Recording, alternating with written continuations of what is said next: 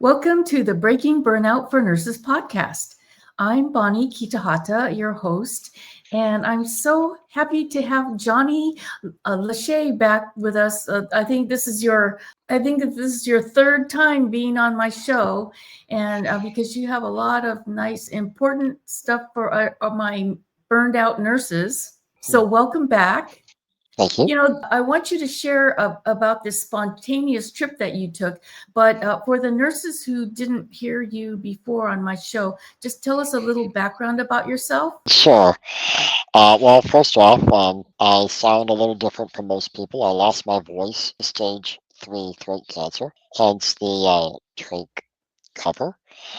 I lost my voice. I also lost my identity because I used to be a singer. That's my uniform from Walt Disney World. I used to sing in front of the in front of the castle in the Magic Kingdom. I did a USO tour and was a cruise director, but when I lost my voice, I lost my identity, lost my self-esteem, my feeling of self-worth, started to impact my relationships, especially with my wife. We've been married 37 years. But I overcame all of that, and even though my voice is just a fraction of what it used to be, I didn't let it stop me. I feel like I found my voice again, and now I help women find their voice. They're feeling shut down in their relationships. Because there's nothing worse than sitting next to somebody and feeling alone because of stonewalling or eye rolling or jokes that are just demoralizing and not speaking up and saying, stop it.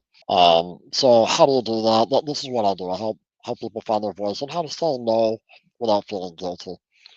Well, you asked me about my trip. I have been told that I can be a workaholic. Um, I can see well, that. when I turned 60, I said, one day, my wife and I were having a conversation. I said, how do you feel about me retiring and just hanging around the house for an extra 50 to 60 hours a week? Just with you the whole time, just me and you. She was like, oh. No, not that.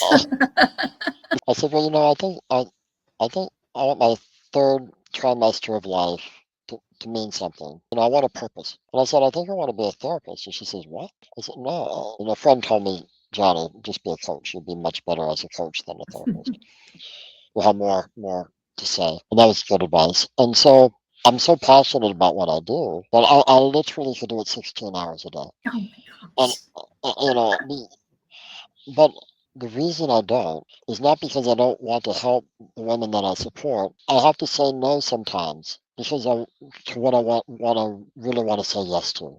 What's important to you enough to be able to say no to something to somebody that needs you? How can you do that without just feeling guilty?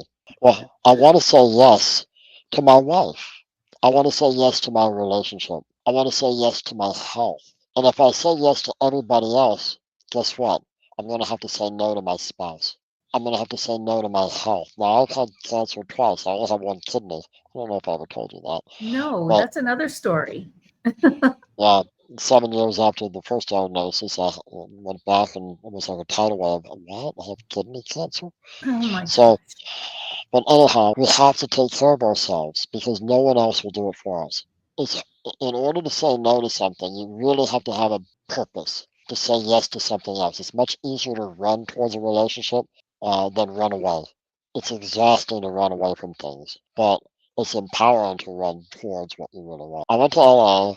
It was spontaneous. It wasn't totally spontaneous, but it was spontaneous. My wife and I, when we travel, we usually link it to something that I'm doing in my job. Like I have to fly to Alaska to go on a cruise for something, and she'll come with me. And after that, after the job is done, then we'll spend 3 days in some beautiful place, Mount Rainier in Seattle or something. Mhm. And so, but we don't usually just travel to travel for a couple days. If we do Mhm. travel, like we do a honeymoon every 5 years. Every 5 years, we take a Nice. honeymoon for 2 to 3 weeks. We'll go to Scotland, or we'll go to England, or we'll go to somewhere.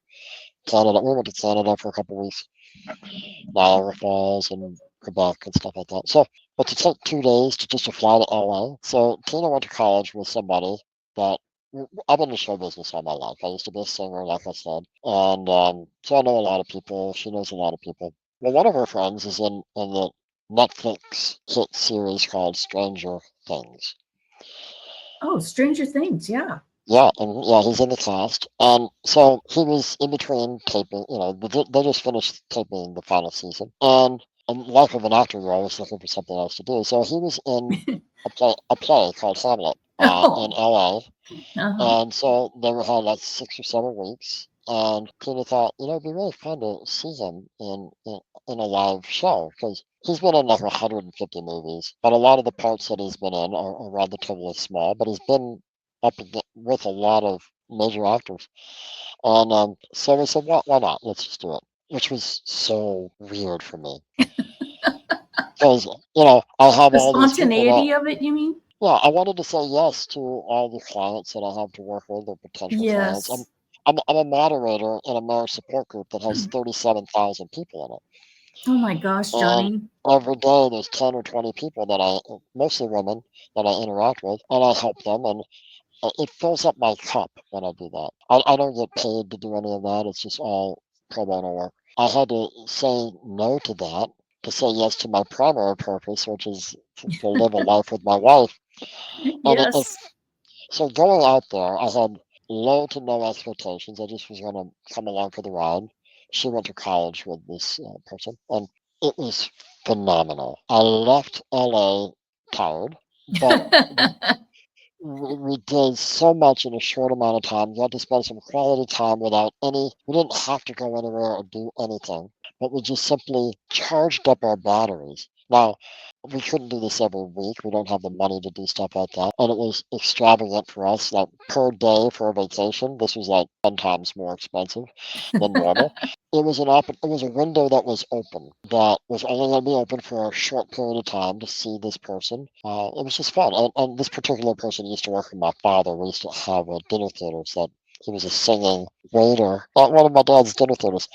Okay. And way back when, so I knew him as well, but not as intimately as Tina did. But I did it because it served a purpose. A lot of times we don't know what we want. I mean, well, we know what we don't want. So could I help for all of you out there? We'll do 2 quick exercises. You're going to have to hit pause on the playback when you watch this because I'm not going to spend time to let you actually do the work. This will be All right. homework. Okay. But the first one is called a relationship wheel. And we have to decide what area of our life needs nourishment Hmm. and what areas don't. Who's ever listening right now, imagine that you are a lifeguard and you're responsible for 10 people in the water. The exercise that I'm going to have you do has 10 items. All right, so the 10 items are clarity, self love, boundaries, trust, authenticity or realness, communication, appreciation, shared pleasure, being able to give or receive. So many givers I know really have a hard time receiving, and then personal responsibility. So those are 10 different items, and I would like the audience to rate how they feel about each one of those on a scale of 1 to 10, 1 to 5.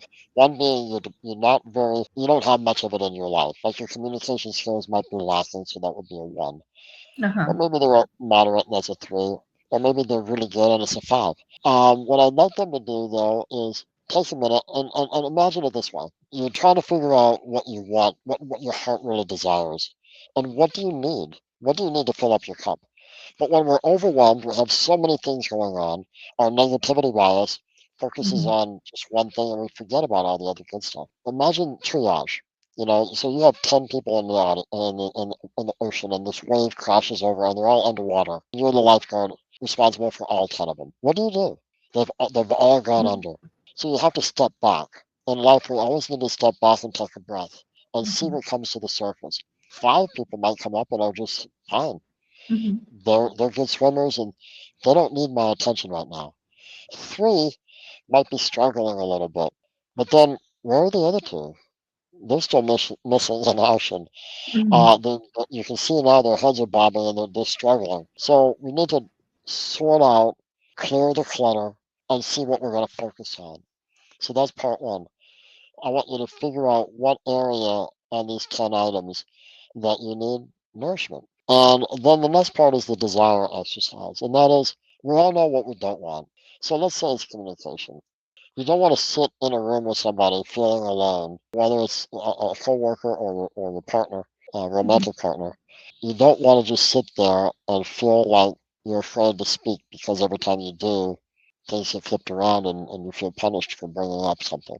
Mhm. Well, what do you want instead? What do you really want instead of that? So the inverse. So on the left side of a piece of paper, 1, 2, 3, 4, 5, try to list 5 things that you do not want. You do not desire these 5 things.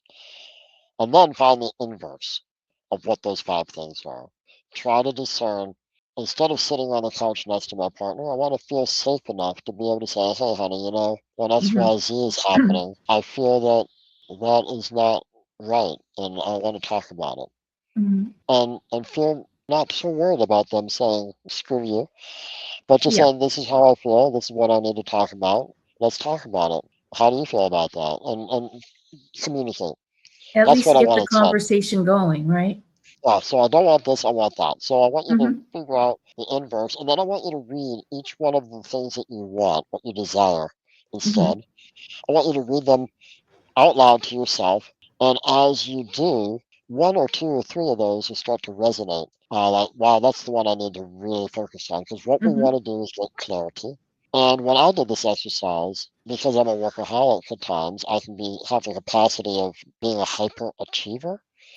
Also, to be a people pleaser. Okay. So little by little, I'm saying yes to everybody else. And guess Yes. who I have to say no to? It's not fun Right. at the end of the day. So somebody's going to lose, and it's going to be me or my wife, and that's not fair.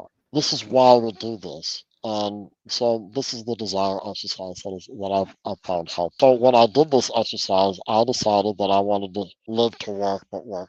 Be able to do a job and do it well, but then be able to recharge. And so I don't fall into burnout. I don't want to have burnout happen to me. And if I Exactly. just work all day, my mom used to say, all work, no play makes Johnny a dull boy. And I don't want to be a dull boy. I want to be vibrant. And so when I have time to spend at home with my wife, I want it to be mutually satisfying. I want it to be good for me, good for her, whether we're just sitting watching a movie, be intimate, or we're going out to eat, although I don't eat anymore. I can't swallow solid food anymore. But I still go out and I'll have a cup of coffee while she eats at a restaurant.